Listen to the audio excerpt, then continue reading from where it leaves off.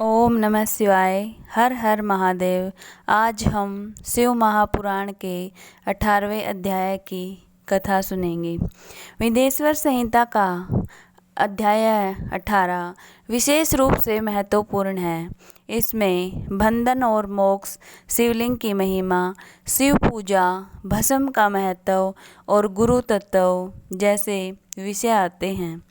मूल अध्याय के अंत में इसे शिवलिंग महिमा का वर्णन करने वाला अध्याय भी कहा गया है।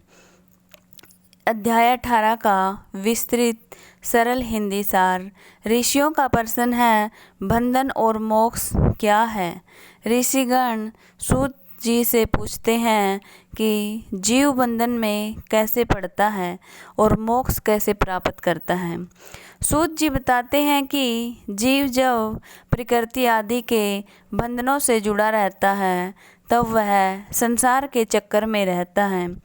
जब इन बंधनों से मुक्त होता है तब उसे मुक्त कहा जाता है। यहाँ बंधन का अर्थ केवल बाहरी बंधन नहीं बल्कि कर्म, शरीर, प्रकृति, इच्छाओं और सांसारिक आसक्ति से जुड़ा हुआ आध्यात्मिक बंधन है। कर्म और जन्म मरण का संबंध। अध्याय में समझाया गया है कि जीव अपने कर्मों के कारण शरीर धारण करता है और शरीर के माध्यम से फिर नए कर्म करता है। इस प्रकार एक चक्कर बन जाता है। कर्म, शरीर, कर्म, जन्म मरण और फिर कर्म। इसी चक्कर को तोड़ना ही मुक्ति की दिशा है। अध्याय का समाधान यह है कि इस संसार चक्कर के मूल कारण से ऊपर उठने के लिए परमेश्वर शिव की उपासना करनी चाहिए। शिव प्रकृति से परे है।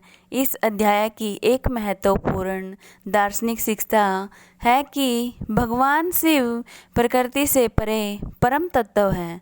जीव प्रकृति और कर्म के प्रभाव में आता है, लेकिन शिव उस प्रकृति के अधीन नहीं है।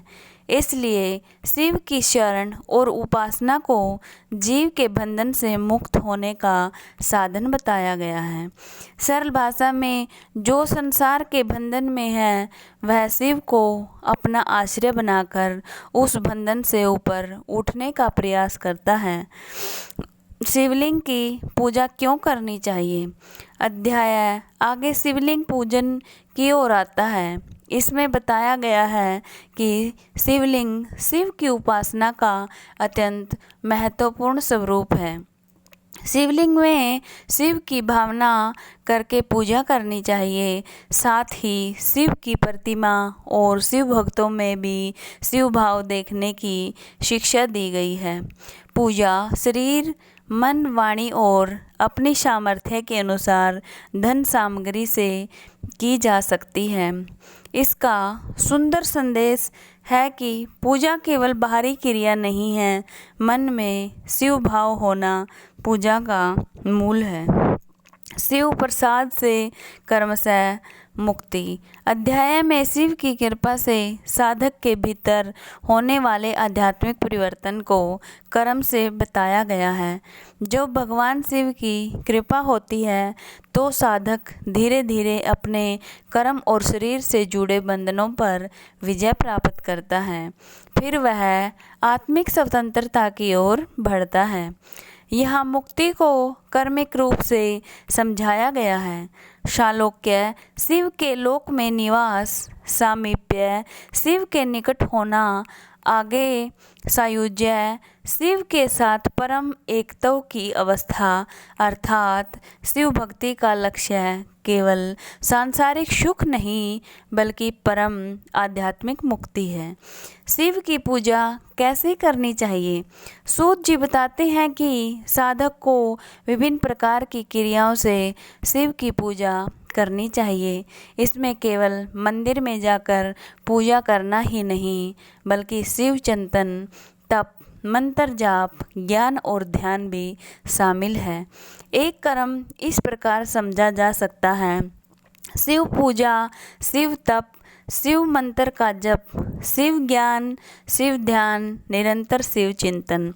अध्याय का भाव है कि साधक का जीवन धीरे धीरे शिवमय चिंतन की ओर बढ़ना चाहिए। शिव का निरंतर स्मरण। अध्याय में अत्यंत सुंदर बात कही गई है कि साधक को जागृत अवस्था से लेकर सोने तक शिव का चिंतन करते हुए समय बिताना चाहिए।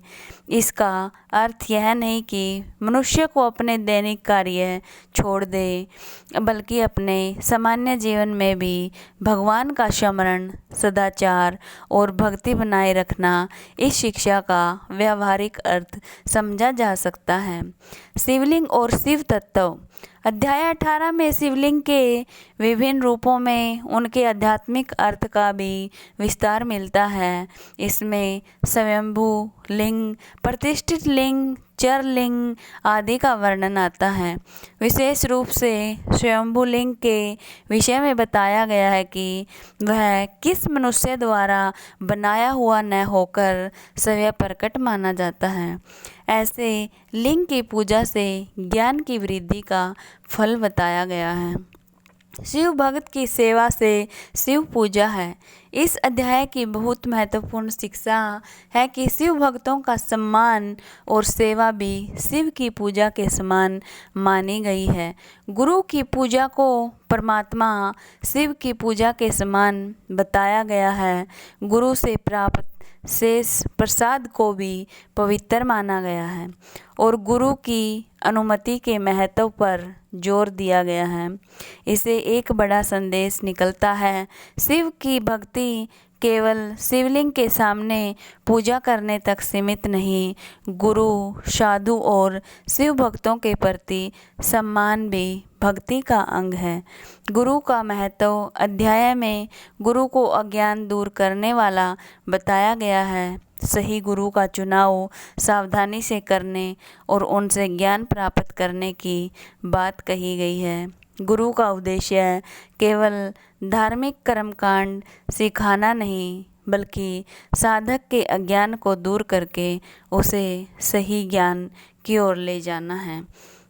पूरे अध्याय का सार। यदि पूरे अध्याय को बहुत सरल भाषा में समझे तो इसकी शिक्षा है, जीव कर्म और प्रकृति के कारण संसार के बंधन में रहता है।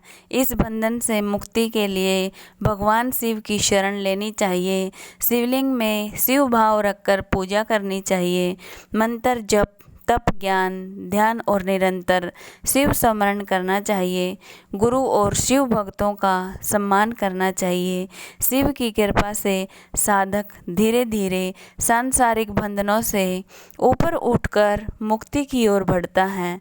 ओम एक पंक्ति में शिवलिंग की श्रद्धापूर्वक पूजा, शिव चिंतन, मंत्र जप, ज्ञान, ध्यान और गुरु सेवा के द्वारा जीव शिव कृपा प्राप्त करके बंधन से मुक्ति की ओर बढ़ता है। ओम नमः शिवाय। हर हर महादेव।